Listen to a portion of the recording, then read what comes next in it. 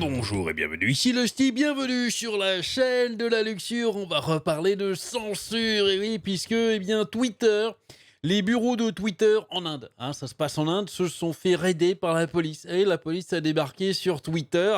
Et Twitter, ils leur ont demandé des explications sur certains labels qu'ils ont mis. Alors là, vous dites, mais qu'est-ce qui s'est passé? Je vais tout vous raconter. Je vais tout vous dire. Alors vous allez tout savoir, ça va être fantastique.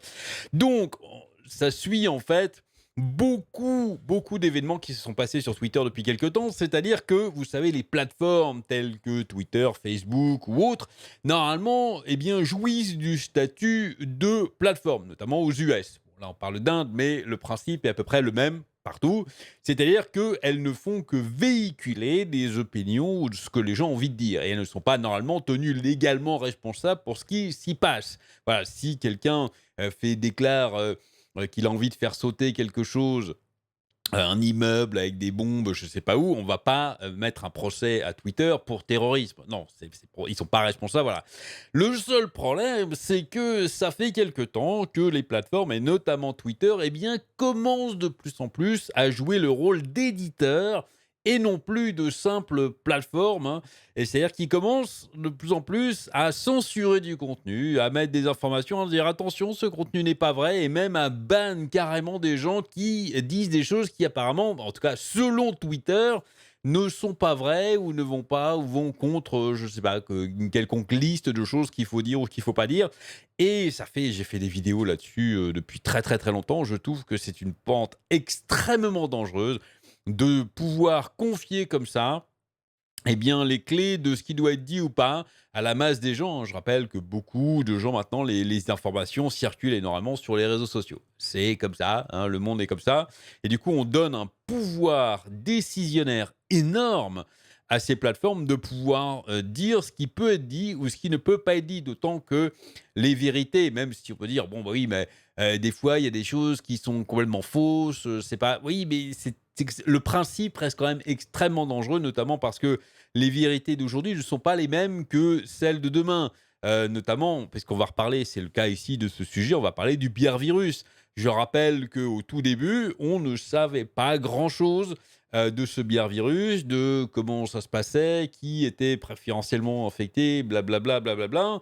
Et on n'avait que des suppositions. La vérité scientifique est extrêmement lente. Ça prend très longtemps. Et donc, que ce qui se disait au début n'est pas là forcément la même chose que ce qui se disait maintenant. Et donc, ce qui disait peut-être des gens qui disaient des choses qui étaient vraies, mais ce n'était pas vérifié encore, ce n'était que des spéculations, aurait pu être censuré à l'époque par Twitter parce que ça faisait pas partie forcément du mainstream, alors qu'on se rend compte que c'est vrai maintenant. Et vous voyez, en fait, c'est extrêmement dangereux de faire ça. Et les gouvernements, commencent à prendre un petit peu, notamment beaucoup d'hommes politiques, commencent un petit peu à prendre les plateformes en grippe parce qu'ils expriment des idées. Alors, des fois, elles sont vraies, des fois, elles sont fausses. Ça fait partie de la politique, c'est comme ça. Si c'est dangereux, ça n'est pas à nous de faire justice nous-mêmes, et c'est certainement pas à Twitter de se faire justice soi-même. Et c'est ce qui est arrivé ici en Inde, au gouvernement indien. Ici, la police indienne a visité les bureaux de Twitter pour l'étiquette de médias manipulés. La police de Delhi, contrôlée par le gouvernement central indien, a visité lundi soir 2 bureaux de Twitter dans l'état de la capitale nationale de Delhi et Gurgaon. Alors, je ne sais pas si on prononce comme ça, je suis désolé. Dans l'état voisin de Haryana. Grande Haryana. Bon.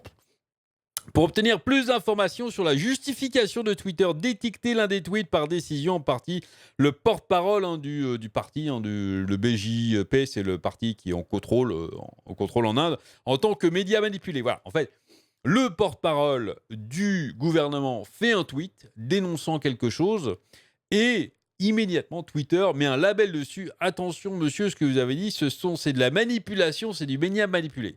Là, le gouvernement dit non, non, non, là, on va arrêter tout de suite. Ça passe pas. Vous avez aucun droit de nous dire ce que nous dit c'est faux ou c'est pas vrai. Voilà, parce que si vous êtes qu'une plateforme, vous n'avez pas d'enquête, vous n'êtes pas policier, vous n'êtes pas je sais pas quoi. Donc, ils ont décidé. Alors bon, c'est une démonstration de force. Attention, ils sont allés dans les locaux un lundi soir, ils savaient qu'il y avait personne. C'était juste pour montrer à la télé, voilà, mais ils étaient quand même pas contents.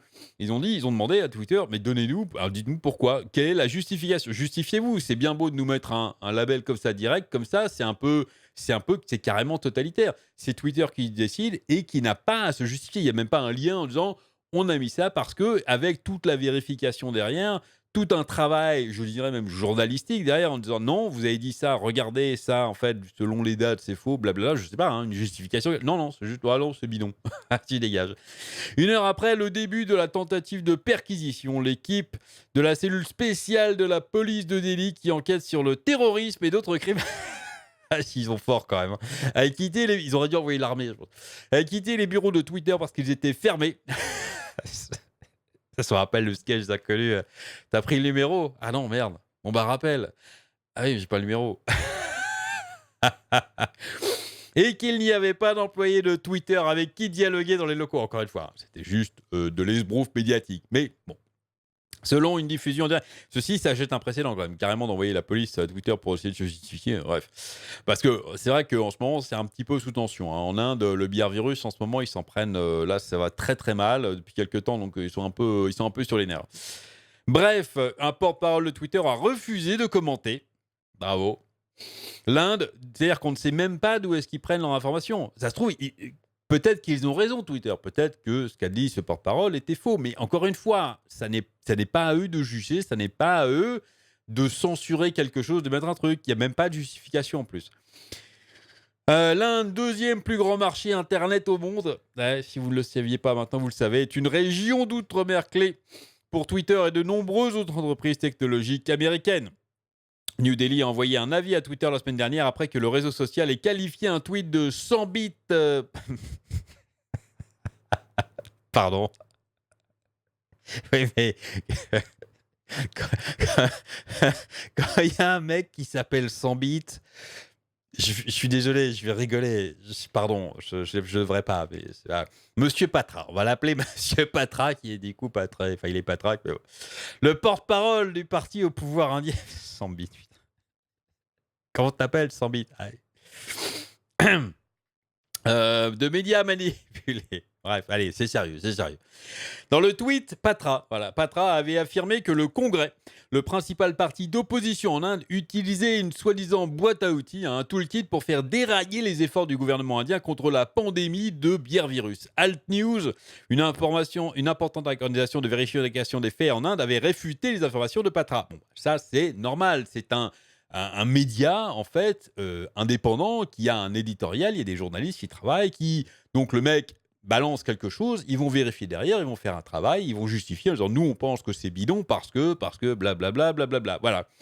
Alors que Twitter, non, c'est juste ah bah non, ça va contre ce qui s'est dit dans un journal, donc on va mettre bidon. Les journaux peuvent se tromper encore. Une fois, il n'y a aucune vérification. La police de Delhi a déclaré avoir reçu une plainte concernant la classification du tweet de Patra sur laquelle elle enquêtait et s'est rendue dans les bureaux pour envoyer au chef de Twitter un avis d'enquête. Dans un communiqué, la police a déclaré que les réponses du directeur général de Twitter en Inde à ce sujet étaient très ambiguës. C'est ça le truc, c'est-à-dire qu'ils censurent en fait, Arrivé est un label, mais ils savent très bien que ça aura un impact auprès du public, mais sans aucune justification. C'est tout. Ils font juste que répondre à la mainstream. Et encore une fois, le travail mainstream, le travail journaliste, ils peuvent se tromper. Il faut faire très attention.